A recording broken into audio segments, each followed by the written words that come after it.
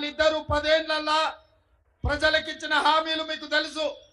చంద్రశేఖరరావు గారు 2 సార్లు ముఖ్యమంత్రిగా ఈ రాష్ట్ర ప్రజలకు ఇచ్చిన హామీలు అమలు చేయకపోను 4 కోట్ల తెలంగాణ ప్రజల్ని మోసం చేసినందుకు మొన్న డిసెంబర్ నాడు మీరందరూ కలిసి టిఆర్ఎస్ పార్టీని తిత్తిదీసి కోదండానికి వేలాడేసి ఈరోజు కారు గుర్తును కార్ఖానకు పంపించారు. అయ్యా కొడుకులు చెప్తారు కారు కార్ఖానకు పోయింది మళ్ళీ వాపసు వస్తుందని. మాకానే చెప్తున్నాడు సార్ ఇక కార్ఖానా నుంచి వాపసు రాదు, తూకానికి అమ్మాల్సిందే, దాని పని అయిపోయింది, అనుం చెడ్డది అని చెప్పి. అందుకే ఇవాళ కేసీఆర్ ఎన్ని చెప్పినా, కేటీఆర్ ఎన్ని అబద్ధాలు మాట్లాడినా, తండ్రి 4 గంటలు కొడుకు 2 గంటలు టీవీ 9లో కూర్చొని ఎంత దుఃఖం వెళ్ళిపుచ్చినా ప్రజలకు సానుభూతి రాలేదు. ఇవాళ ఆ సానుభూతి రాలేదు అని చెప్పి చంద్రశేఖరరావు గారు బస్ వేసుకొని బయలుదేరిండు. కారు పని అయిపోయిందని ఇవాళ బస్ వేసుకొని బయలుదేరిండు. నిన్న మిర్యాలగూడ పోయిండు, సూర్యాపేట పోయిండు, భువనగిరికి వచ్చిండు. ఇవాళ ఆయన యాత్ర చూస్తుంటే 100 ఎలుకలు తిన్న పిల్లంట తీర్థయాత్రలకు పోయి వచ్చిందంట. నా పాపాలన్నీ మన్నించు అని.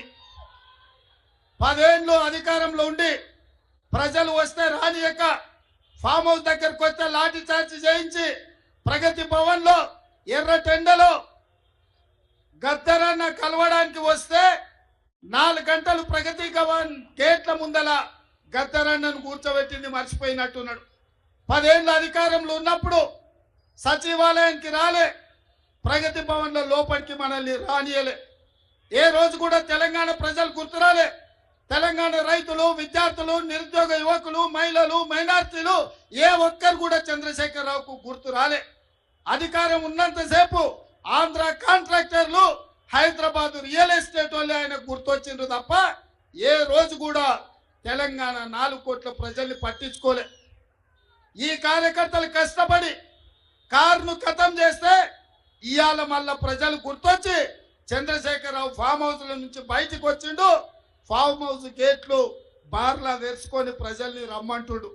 అంత అయిపోయినాక ఆ చేతులు కాలినాక ఆయన ఇవాళ ఆకులు పట్టుకున్నట్టు బయలుదేరాడు. 4 గంటలు వచ్చి టీవీలో కూర్చున్నాడు.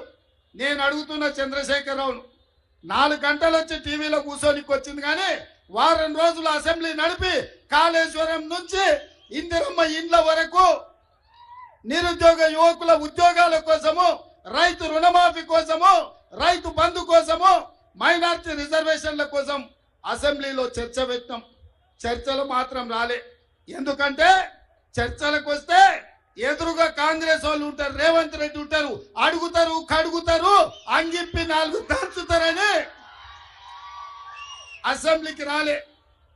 ఇక ఆయన పోయిన టీవీలో అడిగేటోడు ఆళ్ళోడే, చూపించేటోడు ఆడోళ్ళే, మొత్తం వాళ్ళే. చూపించుకోనికే టీవీ ఉంది, రాసుకోనికే పేపర్ ఉందని నోటికొచ్చింది 4 గంటలు కూర్చొని మాట్లాడి. మీరెవరైనా నమ్మినరా? ఎవరైనా నమ్మిరా? చంద్రశేఖరరావు నువ్వు నమ్మేటోడు 4 కోట్ల తెలంగాణ ప్రజలలో ఎవరు లేరు.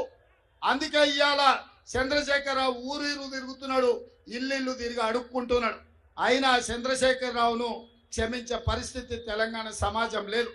ఇక చేవెళ్ళల పాపం జ్ఞానేశ్వర్ ముదిరాజును పెట్టిండు.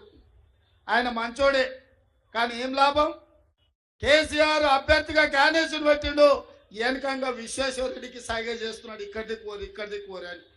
ఎందుకంటే బిడ్డ బెయిల్ కావాలి. బిడ్డ బెయిల్ కావాలంటే బీజేపీకి మద్దతు పలకాలి. ఇది ఇవాళ కేసీఆర్ నీతి, కేసీఆర్ జాతి. ఇక భారతీయ జనతా పార్టీ గురించి నేను ఎక్కువ చెప్పకపోయినా 4 అంశాలు గుర్తు చేయదలుచుకున్నా. బీజేపీ ఆనాడు నరేంద్ర మోడీ గారు గుజరాత్ ముఖ్యమంత్రిగా బయలుదేరి ప్రధానమంత్రి అభ్యర్థిగా ప్రతి సంవత్సరం 2 కోట్ల ఉద్యోగాలు ఇస్తా అన్నాడు. 10 ఏళ్ళు పూర్తయింది నరేంద్ర మోడీ ప్రధానమంత్రి.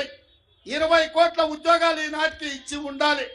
కానీ పార్లమెంటులో నేను అడిగిన ప్రశ్నకే 7,21,681 ఉద్యోగాలు ఇచ్చిన అన్నాడు. చెప్పింది 20 కోట్లు, ఇచ్చింది 7 లక్షల చిల్లర. ఇదే కాదు, రైతుల ఆదాయాన్ని 2 చేస్తా అన్నాడు 2022 లోపల. రైతుల ఆదాయం పెంచుతాన్న నరేంద్ర మోడీ రైతు వ్యతిరేక నల్ల చట్టాలు తీసుకొచ్చి ఈ దేశంలో రైతుల బతుకులను అదాని అంబానీ అమెజాన్లకు తాకట్టు పెట్టి రైతులను శాశ్వతంగా బానిసలను చేయాలని చూసాడు. అందుకే హర్యానా, పంజాబ్, రాజస్థాన్, మధ్యప్రదేశ్, బీహార్ నుంచి రైతులు లక్షలాది మంది ఢిల్లీకి వచ్చి 16 నెలలు